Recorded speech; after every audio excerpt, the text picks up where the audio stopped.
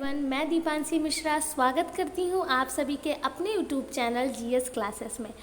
तो बेटा आज हम पढ़ने वाले हैं डीएनए के बारे में और डीएनए और जो कोशिका के बारे में हमने 2 लेक्चर कंप्लीट कर लिए थे। आई होप आपने वो लेक्चर देख लिए होंगे और आपको बहुत अच्छे से कोशिका के बारे में क्लियर हुआ होगा। अब हम पढ़ने वाले हैं डीएनए के बारे में। What is DNA? तो डीएनए आपका 12th क्लास का टॉपिक 11th में भी है और 12th में भी है। ये टॉपिक आपका इम्पॉर्टेंट है, ये मॉलिकुलर बायोलॉजी का एक टॉपिक है और ये आपके लिए बहुत ही इम्पॉर्टेंट है। एग्ज़ाम में डिफरेंस पूछा जाता है डीएनए और आरएनए के बीच में, लेकिन यहाँ पर हम डीएनए और आरएनए के बीच सिर्फ डिफरेंस ही पढ़ने वाले नहीं हैं, बल्कि डीएनए के बारे में डिटेल में पढ़ेंगे और आरएनए के बारे में डिटेल में पढ़ेंगे। जब हम इनके बारे में डिटेल में पढ़ लेंगे तो डिफरेंस हम अपने आप एग्ज़ाम में लिख लेंगे। तो अब हम पढ़ने वाले हैं किसके बारे में? डीएनए के बारे में। तो चलिए देख लेते हैं व्हाट इज़ डीएनए। डीएनए क्या होता है? तो डीएनए का पूरा नाम होता है डीऑक्सीराइबोस न्यूक्लिक एसिड और इसकी खोज जो है वो फ्रेडरिक मिशर ने की थी 1869 में। और इसी ने जो फ्रेडरिक मिशर थे इन्होंने ही इन्हें न्यूक्लिक नाम दिया था। फ्रेडरिक मिशर ने न्यूक्लिक नाम दिया, न्यूक्लिक नहीं है, यहाँ पर थोड़ा कन्फ्यूज़न क्रिएट कर रहा है ये वर्ड, ये है न्यूक्लियन। न्यूक्लियन नाम दिया था फ्रेडरिक मिशर ने 1869 में। और डबल हेलिक्स मॉडल जो है वो 1953 में जेम्स वाटसन और फ्रांसिस क्रिक, यहाँ पर 2 साइंटिस्ट की बात हो रही है, जेम्स वाटसन और फ्रांसिस क्रिक। इन्होंने डबल हेलिक्स मॉडल दिया था जिसके लिए इन्हें नोबेल पुरस्कार भी मिला था। तो आपका ये अगर एमसीक्यू क्वेश्चन बन सकता है कि जेम्स और वाटसन को किस चीज़ पर नोबेल पुरस्कार मिला था, क्योंकि इन्होंने डबल हेलिक्स मॉडल को प्रस्तुत किया था 1953 में, इसीलिए इन्हें नोबेल पुरस्कार बेटा मिला था। अब हम देखेंगे इसकी स्थिति के बारे में। तो ये मुख्य रूप से कोशिका के केंद्रक यानी कि न्यूक्लियस में पाया जाता है। बहुत ही कोशिका के अंदर बीच में बिल्कुल सेंटर में न्यूक्लियस होता है, वो उस न्यूक्लियस के अंदर हमारा डीएनए प्रेजेंट होता है। मतलब ये ऐसे है और इसके अंदर ये न्यूक्लियस है और इस न्यूक्लियस के सपोज दैट माना हमने ये न्यूक्लियस है, अब इस न्यूक्लियस के ही अंदर हमारा क्या प्रेजेंट है? हमारा डीएनए प्रेजेंट है। अब आप समझ गए होंगे कि कितना नीचे ये प्रेजेंट होता है।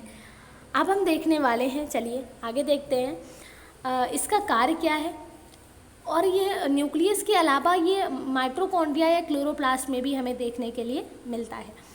ये सभी जीवों का मुख्य जेनेटिक मटेरियल यानी कि अनुवांशिक पदार्थ है जो माता पिता के लक्षणों में से बच्चों में ट्रांसफ़र हो सकता है। मतलब कि हम देख सकते हैं हमारे मम्मी की आंखें भूरी हैं तो बच्चे की आंखें भी भूरी हो जाती हैं, हमारी आंखें भी भूरी हो जाती हैं। अगर हमारे मम्मी के बाल घुंघराले हैं तो हम लोगों के बाल भी घुंघराले हो जाते। तो ये लक्षण कहाँ से आया? ये लक्षण मम्मी पापा से, या पापा की हाइट ज़्यादा है तो बच्चे की हाइट भी ज़्यादा होती है। तो ये लक्षण कहाँ से आया? ये लक्षण डीएनए से, यानी कि माता पिता से ये लक्षण हम में आया, हम बच्चों में आया। किसके थ्रू? डीएनए के थ्रू, क्योंकि डीएनए क्या है? जेनेटिक मटेरियल है। आई होप आपको इतनी बात क्लियर हुई होगी।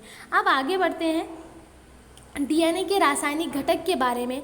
केमिकल कंपोनेंट्स ऑफ डीएनए क्या पढ़ने वाले हैं हम पढ़ने वाले हैं केमिकल कंपोनेंट्स ऑफ डीएनए के बारे में। डीएनए क्या है? पॉलीन्यूक्लियोटाइड क्या है? डीएनए एक पॉलीन्यूक्लियोटाइड श्रृंखला है जो 3 चीज़ों से मिलकर बनी हुई है। वो 3, एक डीऑक्सीराइबोस शुगर है, एक फॉस्फेट ग्रुप है और एक हमारा नाइट्रोजनस बेस है। एक देखिए, हम चीज़ों को जितनी बार बोलते हैं, जितनी बार रिपीट करते हैं, हमारे माइंड में चीज़ें सेट होने जाती हैं। बोलने में मत झिझका करिए। एक चीज़ को अगर हम 2 बार डीऑक्सीराइबोस शर्करा, फॉस्फेट समूह, नाइट्रोजन बेस, अगर इसको हम 3 बार बोल लेंगे तो हमें पता चल जाएगा कि जो न्यूक्लियोटाइड चेन है वो कितनी चीज़ों से मिलकर बनी है। तो deoxyribose sugar, phosphate group, nitrogenous base. आप जहाँ पर बैठे पढ़ रहे होते हैं, लेक्चर देख रहे होते हैं और जब टीचर बोल रहा है बार बार तो आप भी उसको मन में या फिर मुँह से बोल कर बार बार रिपीट करिए, क्योंकि जितना ज़्यादा हम अपने मुंह से चीज़ों को बोलते हैं उतनी अच्छे से हमारे माइंड में चीज़ें सेट हो जाती हैं। तो किन 3 चीज़ों से मिलकर बनी है? डीऑक्सीराइबोस शुगर से, फॉस्फेट ग्रुप से और नाइट्रोजनस बेस से। ओके, तो अब हम देखते हैं कि जो डीऑक्सीराइबोस शुगर है वो 5 कार्बन वाली पेंटोस शुगर है। इसके 2 कार्बन पर ऑक्सीजन नहीं होता है, इसीलिए ये आरएनए ज़्यादा स्टेबल है। फॉस्फेट समूह ये न्यूक्लियोटाइड्स को जोड़कर डीएनए का ढांचा बनाता है। और नाइट्रोजनस बेस, इसमें भी 4 बेस होते हैं, एडेनिन होता है, ग्वानिन होता है, साइटोसिन होता है और थाइमिन होता है, एजी और सीटी। अब हम आगे देख लेते हैं। अब हम देखते हैं डीएनए में बेस पेयरिंग। क्या देखते हैं? डीएनए में बेस पेयरिंग। और ये डीएनए में जो बेस पेयरिंग होती है, ये नियम हमें किसने दिया था?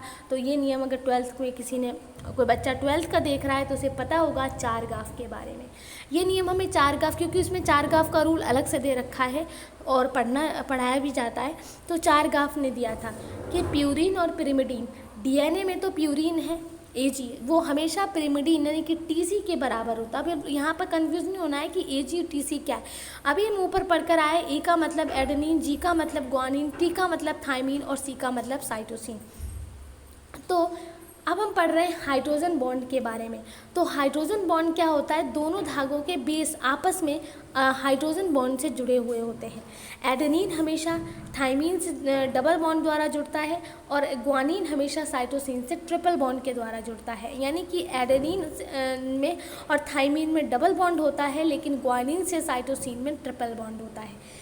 अगर एंटी पैरेलल स्टैंडर्ड्स की बात करेंगे तो डीएनए के दोनों धागों में एक दूसरे के विपरीत दिशा में हो रहे हैं। एक छोर मतलब 5' to 3' दूसरा, जैसे ये हमने डीएनए बनाते हैं कुछ इस टाइप से, तो एक हमारा 5' to 3' होता है और एक 3' to 5' होता है।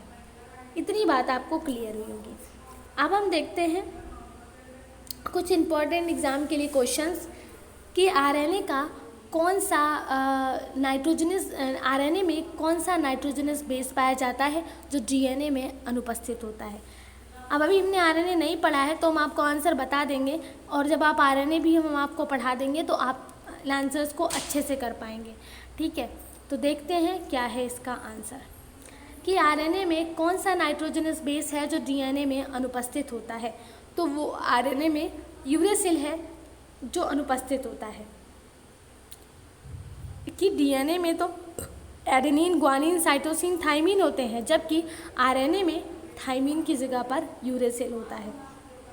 डीएनए का डबल हेलिक्स मॉडल, डीएनए का डबल हेलिक्स मॉडल किसने दिया था?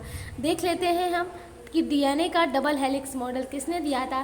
तो डीएनए का डबल हेलिक्स मॉडल प्रतिपादित किया था वाटसन और क्रिक ने। किसने दिया था? वाटसन और क्रिक ने दिया था, क्योंकि जेम्स और वाटसन ने 1953 में डीएनए की संरचना के लिए डबल कुंडलित मॉडल दिया था।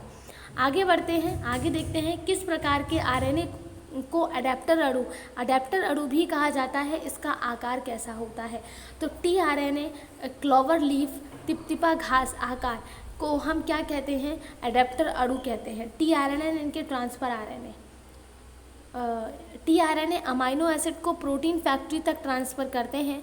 और रॉबर्ट होली के क्लोवर लीफ मॉडल के अनुसार इसकी संरचना 3 पत्तियों वाली घास जैसी होती है। हम ने क्या करा? डीएनए को कवर कर लिया। अब हम डीएनए को बहुत अच्छे से तरीके से देख लिया।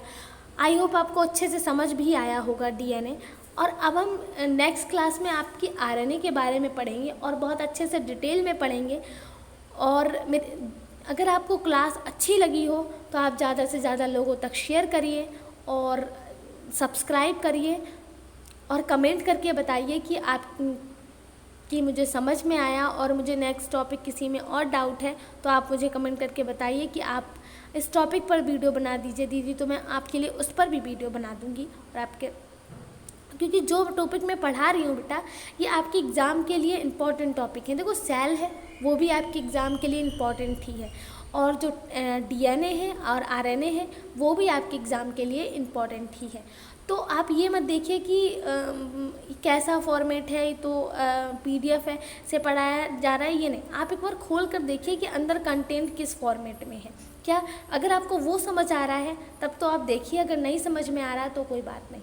ठीक है, तो आप एक बार खोल कर एक बार पूरी क्लास को देखिए कि कैसा इसमें अंदर क्या कंटेंट है, तब आपको समझ में आएंगी चीज़ें। तो नेक्स्ट क्लास में हम आरएनए को पढ़ेंगे। तब तक के लिए थैंक यू सो मच, और नेक्स्ट क्लास स्टार्ट करते हैं।